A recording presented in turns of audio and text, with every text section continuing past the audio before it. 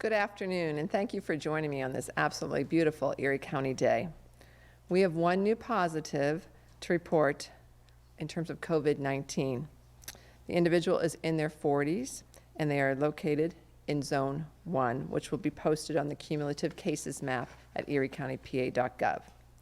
That takes us to 123 cumulative positives, 2,797 negatives, and we now have 100 recovered cases. 55% of our total cases are female and 45% are male. And regarding race and ethnicity of our total cases, 74% are white residents, with 18% of those being Hispanic. 20% are African American or Black. 3% are Asian residents.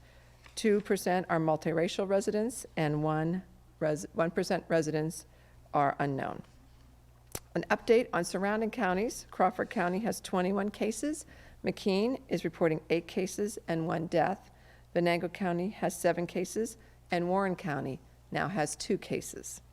Chautauqua County has 44 cases and 4 deaths, and Ashtabula now has 199 cases and 24 deaths.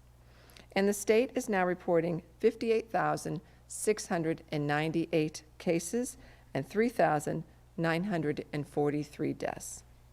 So please continue to wear your mask when you go near anyone who does not live in your home with you. Keep your 6-foot distance. Wash your hands with soap and water frequently for at least 20 seconds, and sanitize surfaces regularly. The environmental team would also like to remind all businesses that they are permitted to operate, those who are permitted to operate, that it's mandatory that they sign the safety procedures poster and that they must post it where it's visible. And you can find this poster on our website at eriecountypa.gov. All businesses must also appoint a pandemic safety officer, which is included in those safety procedures. And again, this poster is available on our website, and I want to thank the state because we asked them to put it in other languages, and now they have put it into 8 languages: Nepali, Arabic, Mandarin, Korean, Chinese, Vietnamese, Swahili, and Russian. So we are appreciating those translations, and they can also be found under the Business Resources page of eriecountypa.gov. Now let's talk a little bit today about our star player, a model business who's doing things right. Nickel Plate Mills on Parade Street is just doing a great job. All employees are wearing their masks, and they require their customers to wear masks. They offer curbside pickup, and they have 6-foot barrier between the cashier and the customer. Customers do not need to sign for purchases, and customers bag their own purchases. So thank you to this business for being one of our star players in this fight against COVID-19. This week, the Erie County Department of Health will be starting a door-to-door campaign in high-need communities. Community leaders and neighborhood organizations will be going door-to-door in their neighborhoods to place door hangers that have information on them, where to go for the most up-to-date information about COVID-19, about reopening information, as well as resources available to them. We want to make sure that we are reaching as many people in the community as possible, regardless whether they have the internet or even a television. The Erie County Department of Health social media pages in eriecountypa.gov are constantly being updated with the most current information as soon as we receive it. But for those who do not have the internet, they can still call the health department at 451-6700 to have their questions answered. So please, if you see those door hangers out, make sure you look them over and tell others about them. The United Way 211 is a great resource for being linked to resources. If someone that you know is in need of food, help with shelter, or access to health care or other social service programs.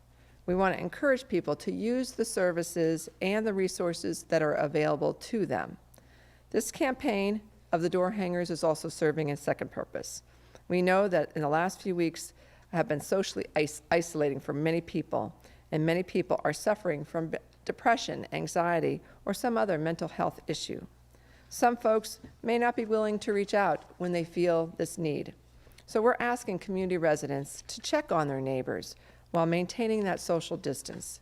If you notice someone has a door hanger on their doorknob for a couple days, or maybe a package outside, or mail piling up, please knock on their door while wearing a mask and see if they are all right. If you don't feel comfortable doing that, try writing them a note, asking them how they're doing, and if they need anything, and tape that note on their door. As we begin the reopening phase, it's important to support each other to help get our community back on our feet. And we certainly want to make sure that our neighbors are doing okay. And now I am very pleased and excited to have with me Val Bukowski. She's the Director of Health Assessment and Preparedness at Erie County Department of Health. She's been on the front lines of this COVID-19 fight from day one, and she's going to share an update with us. So Val, thank you for being with us. Thank you for inviting me to join you on this press conference. So I'm here today really to talk about the topic at the top of the list for many people, contact tracing. I would like to share information about case definitions, lab confirmed cases, and probable cases, and how they all relate to the contact tracing process. But I do want to start by saying that contact tracing is one of the most effective tools that public health has to control the spread of an infectious disease within any population. We've been doing it here since the beginning of the outbreak, and the state will start doing contact tracing soon as the state itself begins to reopen. So I want to share with you the process that we follow here. And we're pretty efficient. And the goal is, of course, to try to get a identified case, move it right through the system quickly so that we can then move to the contact tracing. So generally, we get a confirmed lab report of an individual by fax or sometimes by a phone call. And it comes either from the laboratory that did the testing, it can come from the healthcare provider who worked with the individual, or it can come from the healthcare system, which would be a hospital. Once we get this information, it is given to a public health nurse, and that individual then calls the case, the confirmed individual, the confirmed case, to begin an investigation. Normally, the nurse will ask demographic information. She really wants to verify the symptoms that individual has, make sure we get all of the symptoms that they're experiencing, ask about risk factors, any treatments they've received, and also hospitalizations. And then at the end of this, and sometimes these take 40 to 45 minutes to complete, at the very end, the nurse then asks about any close contacts. And this is important. Now, close contact, just to refresh everybody's memory, is someone who has spent at least 10 minutes with a confirmed positive COVID case and has been within 6 feet during that 10 minutes. And so getting the contact list, a close contact list, can be a difficult procedure. First of all, these individuals are ill. They've just received the notification that they are, of course, COVID positive, which in itself is distressing. And now at the end of a long investigation, we have a nurse asking who our close contacts are. And the individuals that we are looking for, close contacts, anybody that case had any contact with 2 days before their illness started, up until the time that they are on the phone with that nurse. And so the nurse really does take time to tease out information from the cases.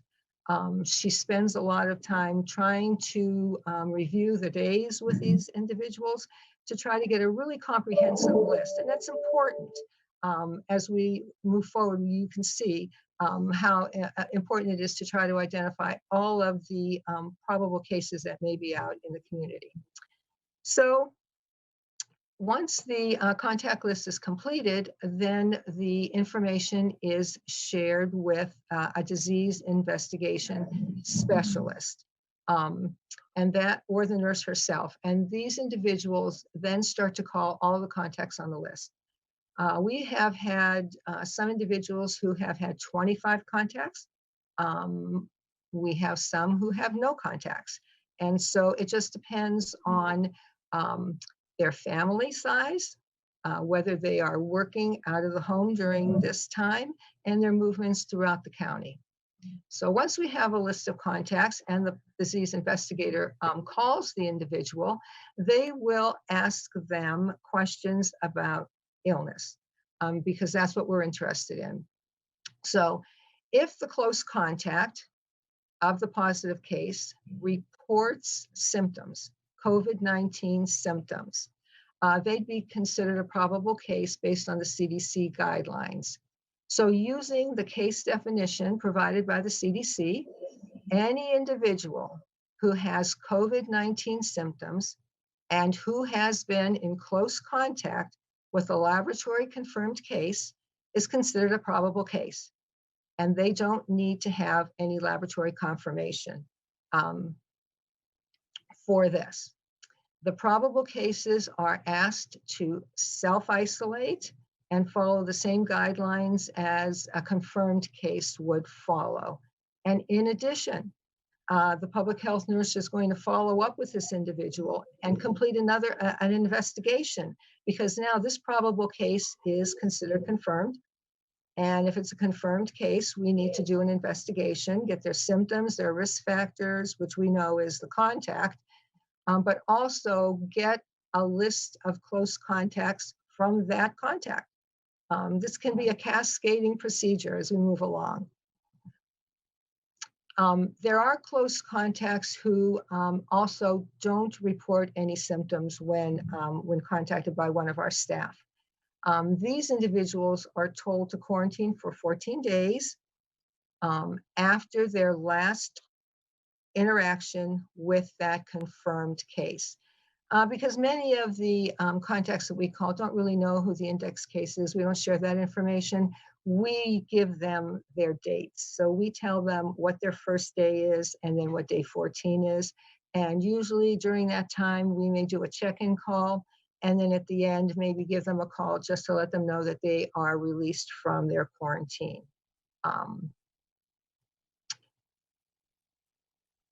And then again, if the case does develop symptoms through the 14-day quarantine, they call the health department. We consider them to be a probable case, and we begin the process all over again. So you can see that contact tracing takes a lot of time. It does take an effort on our part to interact with the cases, especially those who don't feel well. But what it does is help us identify additional cases in the community who may not have gone to a doctor with their symptoms to ask to be tested. And that's the beauty of contact tracing. So I want to kind of give you a few statistics that we have just to help show you how important this contact tracing is. First, we have right now about 22% of all our cases that are reported are probable. And this seems like a high number, especially when you consider that the state is hovering around 2%. But what this tells us is that we have been able to identify in the community individuals who were not well and who most likely are COVID-19 patients, who may not have gone to a doctor, who may not have been tested, and who may have been walking around in the community sharing their disease. So we feel that the effort that we've made on contact tracing has been helpful to everyone in the community. And our positivity rate is very low. And the positivity rate tells us how many actual confirmed cases there are among all of the tests that were done to date. That would be including the negative results, the positive results. And our positivity rate is about 3.3%, which is pretty low, and that's a good thing. And it's compared to about 10% in the Northwest region. So currently, we're containing disease by rapid identification of known positives and their contacts. But up until this time, everybody has been asked to stay at home. The weather has not been very good. Even if somebody wanted to go outside, there was not much of an opportunity to do that. But now we hopefully are going to be moving into the summer months, and the weather is going to start to change. It's going to get warmer. We're in the yellow phase. That means people can go out a little bit more. They don't have to stay in their house all the time. And that would just provide more opportunity for personal interaction. And this may increase the number of contacts and the number of cases. So what I say is wear your masks, keep your 6 feet distance, and try to keep our workload low. So thank you very much. Thank you, Val. Excellent. As you can see, getting Val on here was something I've really wanted to do. Obviously, she and the team have been extremely busy, so it was kind of nice that we've had this little bit of slowdown, and she was able to find the time to come on and really, truly explain contact tracing in a way that I never could. So with that, we're going to now turn it over to the media for questions for either myself or for Val, and we're going to start with Talk Erie today. Yes, good afternoon, Kathy. It's Joel Natale. I do have a question for Ms. Bukowski. How many cases of our 123 have not come from close contact or travel? How many are truly from community spread? So, that is a good question, and I don't know that number right off the top of my head. I'm sorry, but as the days go by and more cases are added on, I just really haven't had that opportunity to find an exact number. So I'm sorry I can't share that with you at this time. Quick follow-up. So you're saying the 22% have not, the 22% that are probable, they have Yep. not received a test, or they have? Well, a probable case does not need to really receive a lab test based on the CDC guidelines. If you are a close contact of someone who had a positive lab test for COVID-19, the symptoms that the contact has, the probable case, if they follow the guidelines of the CDC and mimic the symptoms that we see, then they are considered positive by nature of the fact that they were in close contact with another individual who was positive. And so a laboratory test isn't really necessary. We consider them confirmed. But is that changing now because there's more testing? No, the guidelines are still the same. And we really do try to follow the guidelines from both the CDC and the state. With the tests, the number of tests available still very limited. It doesn't seem really practical, I think, to send everybody who has symptoms that is a probable case to be tested. You could do that if you want, and if the patient requests it, but it's not necessary. Thank you. Thank you. Erie News Now. Good afternoon. A question again for Ms. Bukowski. As we move into the yellow phase here, and you talk about those fears of people getting out and about a little bit more, interacting a little bit more, do you have a ballpark number in your mind of what the appropriate number of contact tracers for Erie County would be? At what point would you feel comfortable that we've got a big enough team to really have a good handle on this? Well, we've been talking about this here among our group. And of course, we have on staff about 16 individuals who have been doing both the investigation and the contact tracing. They will most likely be doing that as we move forward. And we've also looked number in the 30 ballpark for the number of individuals needed to be able to complete the work as we anticipate. It's hard to predict what we're going to be seeing in the future. Maybe we won't need as many, but it's always nice to be prepared.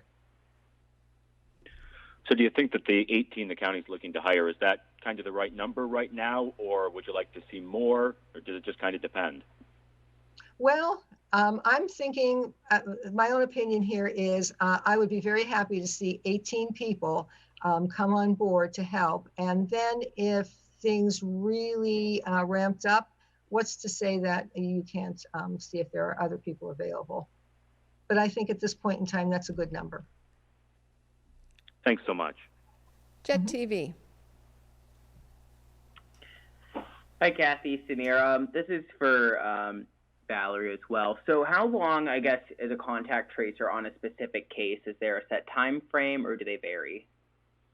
You know, it depends on the case. And I have to tell you, we have had some case loads that really involved at least 3 disease investigators to finish, because if the the confirmed case has a lot of contacts, and as I said, we've had some that have 22, 25, it takes time to call. It takes time on the phone with the individuals, the contacts, and it does take time to try to tease out all the symptoms that they may have if they're ill. So it's hard to say how much time is devoted. And of course, if a contact is not well, is well, you know, doesn't have any symptoms at first and then becomes ill, then it's a revisit. And normally the first contact, one of our public health nurses or our disease investigator, whoever is the first contact to that individual is usually the person that follows up with them. And then just a quick follow-up, this could be for either Kathy or Valerie. So obviously we know Zone 1, the city of Erie, is that's where a majority of our cases are. So do we see a hotspot anywhere throughout the county or a specific location? Well, I don't know if I would right now call a hotspot, but I would have to say that if a lot of the cases are in that particular zone that you are referring to, Zone 1, maybe that would be an area of, you know, a little more effort. Well, I meant a specific location within Zone 1 then. Well, you know, we've been trying to look at a lot of the different cases and follow geographically where they are occurring. And at this point in time, I'm going to say, no, there's not one like neighborhood or block group that we could call a specific hotspot. Thanks. Erie Times News. Hi, Kathy. It's David. This question's for Val. Hey, Val. We talked yesterday about the relatively low number of active cases, which is I think 23 now, considering that we've had a lot of cases. We had a lot of cases late last week. Can you explain how we can have if we've had more cases reported since Thursday than there are active cases? Can you explain how that can happen?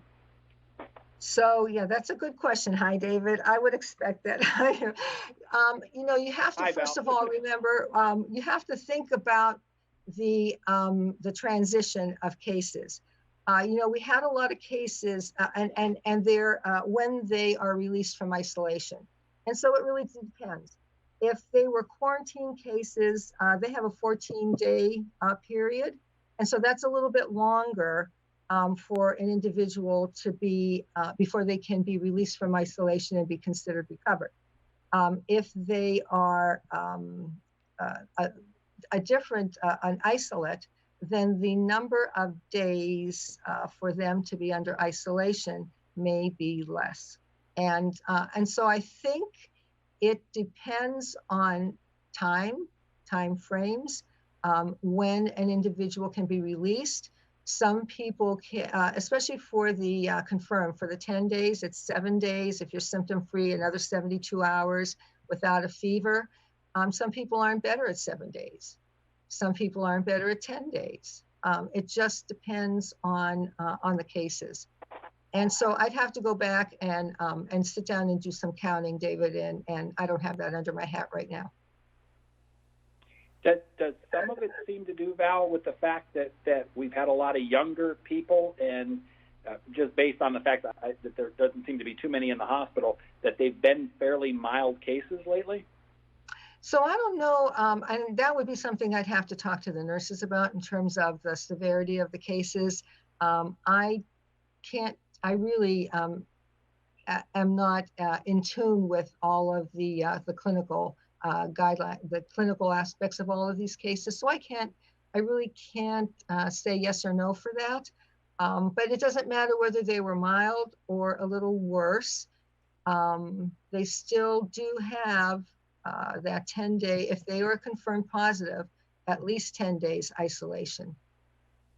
And it could be longer depending on how long their symptoms last. And then also Thank you, Val. remember the 14-day quarantine. They have to be released also. Thank you. Do we have any other media with us today? Okay, then we're going to go back to Talk Erie. Okay, Kathy, this is a question for you. I want to ask you about the Door-to-Door campaign. And again, we've been hearing, we heard from Dr. Snow yesterday about this outreach. I'm looking at the zip code data now, and now it's both inner city, east side zip codes that have the highest number of cases here in Erie County. 16503 has a total of 19 both positive and probable cases. 16504 has probably about 15 cases between probable and positive. What's going on with this outreach? We've been hearing about it for 2 months. What's been the holdup on this so far? Well, there's been no holdup. There's just many things that had to be organized, groups that had to come together. We're working with the city on their Count Me In opportunity that they started last year. And honestly, a lot of this started off with the health inequities that we already know exist in some of these areas particularly within the city. And how can we address those? And this is a great opportunity for us to go into those neighborhoods, build a better relationship with maybe some of these groups of people, particularly maybe those who don't speak English or don't speak it well and maybe don't have as much of a trust in our healthcare system, and have the trust or gaining the trust of some of the organizations, neighborhood organizations, for example, who have been working with them. So it's just a partnership, and then developing what this partnership looks like, and then gathering all of the things that we want to do in this, for example, in the door hangers and masks to go along with these. And so there's been a group of people laundering masks and packaging masks and getting them out.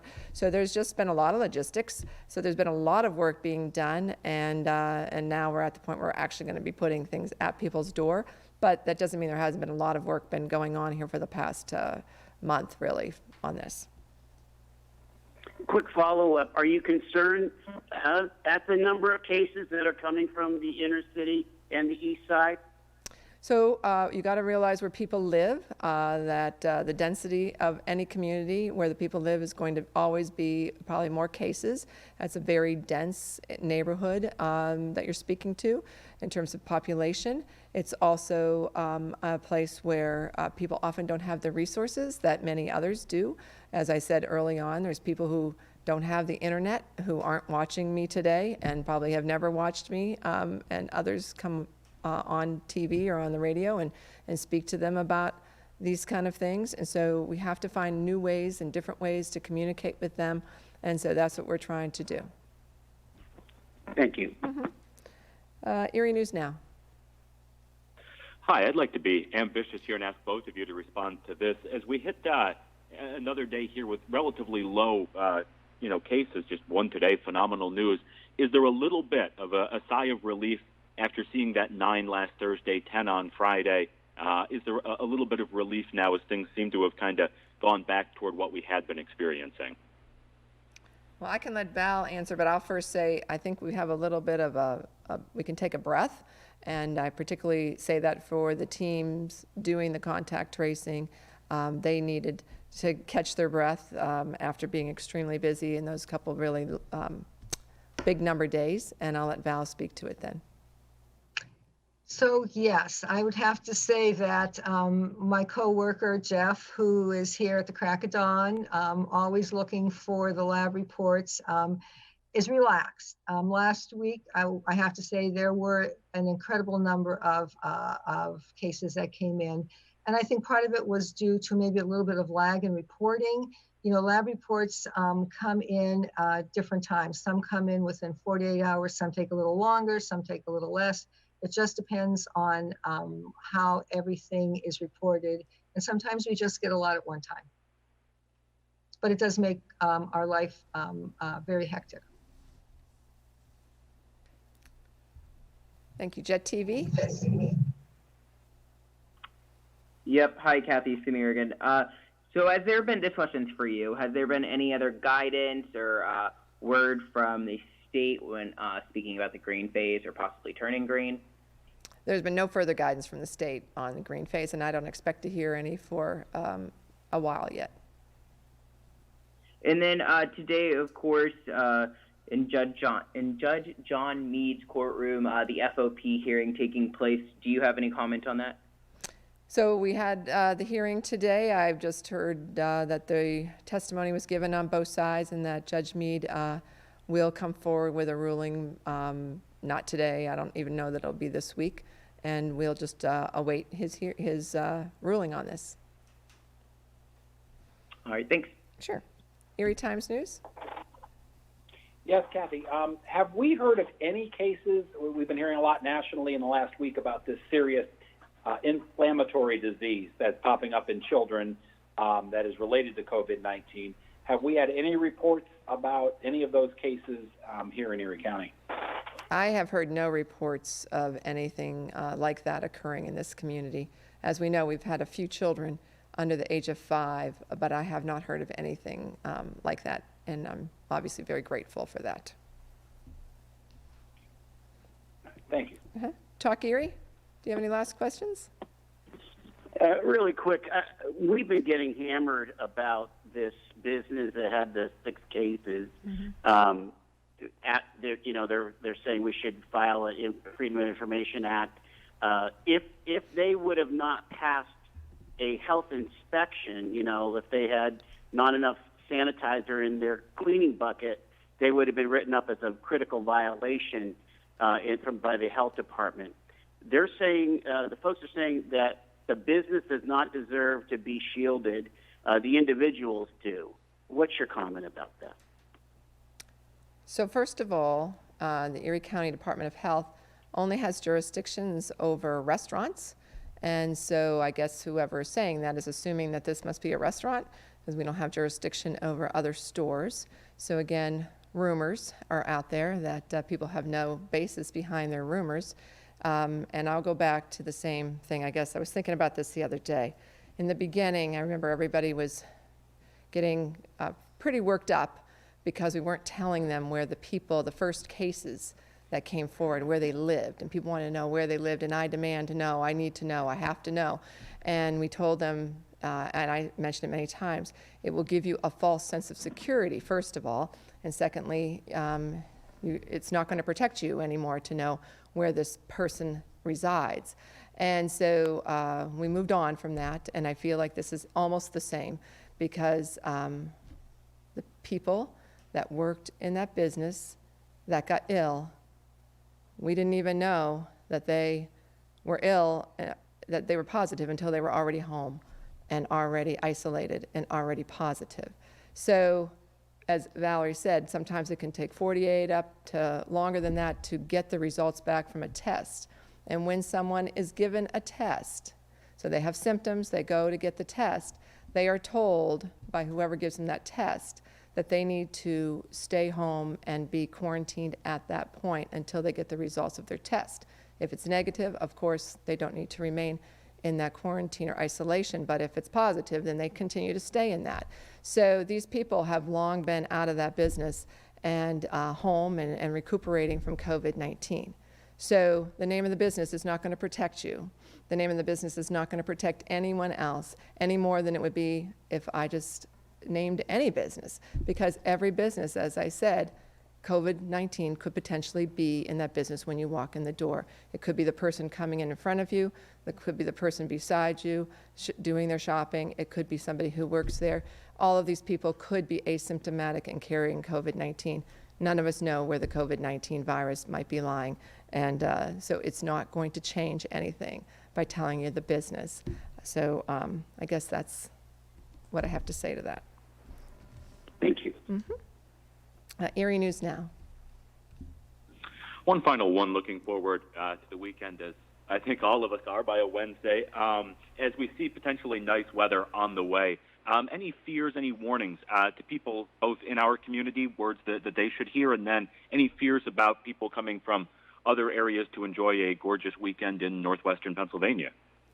So obviously, every single one of us is looking forward to warmer weather, more typical May weather, and the beauty of our community when it gets like that.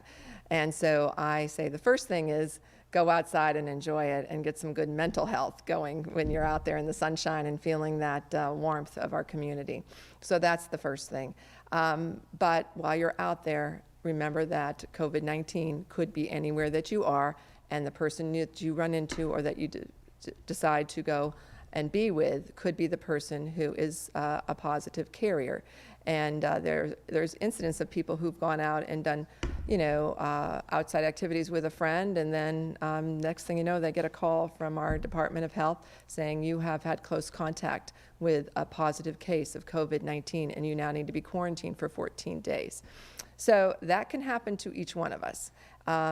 Or we could potentially be that person who suddenly feels ill, gets a test, and we are the positive, and now we have to say who our contacts were, and then our friends or whoever we're around gets that call also. So I don't think any of us want to be the carrier, and none of us want to be the recipient. And so while you're out there, just remember to wear your mask, to stay your 6-foot distance from people, enjoy your time outside, enjoy reconnecting, but do it at a safe distance and do it very safely. Wash your hands frequently. I don't know what else I can say about that. I have fears.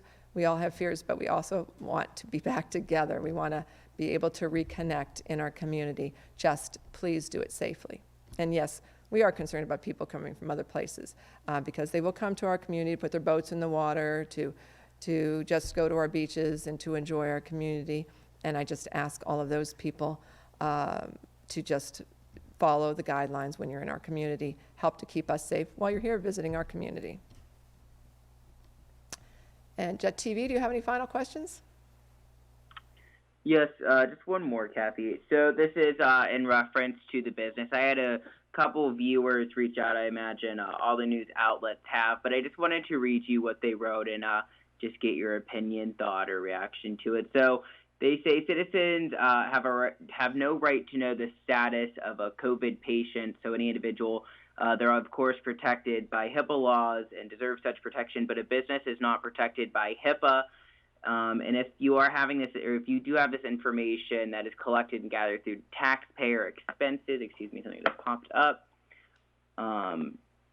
taxpayer expenses that belong to the general public, that should not be kept a secret or private. People deserve the right to know and choose to act accordingly. So do you agree with that, or do you disagree that the public has the right to know?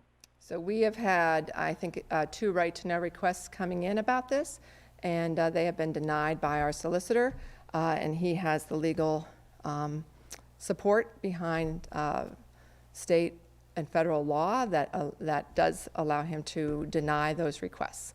So I'm going to say from my solicitor's point of view, I don't agree. Thanks. Erie Times News. Yes, Kathy. If we continue to see numbers like we've seen the last 3-4 days, for the next week or two, especially as we go deeper into being in the yellow phase, will you start pressuring the state for us to find out how to go green and whether we can go green as early as possible? I'm not going to pressure the state at this point. I think, a few days of low numbers doesn't show what's going to happen. People are, as Valerie Bukowski just said, the weather's going to get nicer this weekend. It's going to be the first time I think we're going to be up to normal temperatures for this time of year. More people are going to be out and about. We won't see the results of anything that might have happened from those gatherings and people being more out for a week to 14 days. And so, a couple weeks from now, I think we need to see where we are, and then we can decide whether we should really start having stronger discussions about whether we need to go on to the green phase or not. But I think we have to see what happens, honestly, over the next couple weeks. And just a follow-up to that, is there a possibility that we could remain in the yellow phase, but that the yellow phase is not as restrictive? Say, for example, a wedding could have up to 50 people, or businesses could include hair salons. Is that something that's been discussed? And is that a possibility that we would remain in yellow, but yellow is less restrictive? From everything I've heard from the state, the yellow phase is what it is, and it's not going to change. So larger gatherings beyond 25, hair salons, spas, gyms, all of those things will not open until we move into the green phase. That is my understanding, unless something changes from the state, but I've heard nothing that they aren't going to stick with the guidelines that are in the yellow phase.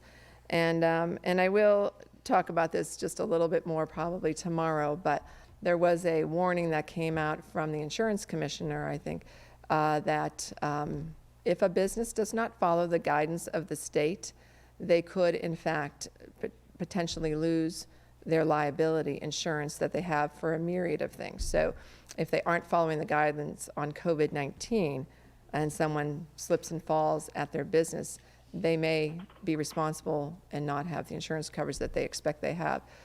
So that was just a very stark warning that I actually was surprised when I saw that, but I wanted to make sure that all businesses understand that this was put forward, and we will have that information on our website under the business resources also, so that people can see that who own a business.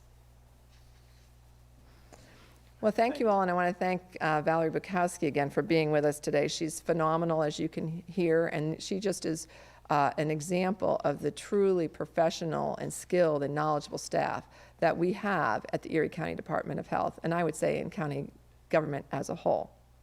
And since today is Wednesday, I just want to give you a daily reminder about the 2020 census. If you notice, I try to wear my census button often just to remind people that it is still the census time, and we need to hear from you and have you counted. So far, in the whole of the county, 67% of the households have responded. So we still have a number of households we need to hear from.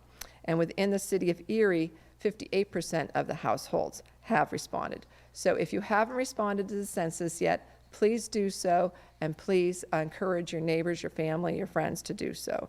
With every infant, child, college student, and senior citizen, every foreign citizen who is legally here and not legally here, but every foreign citizen who's here, every U.S. citizen, every individual and family needs to be counted. And here's why.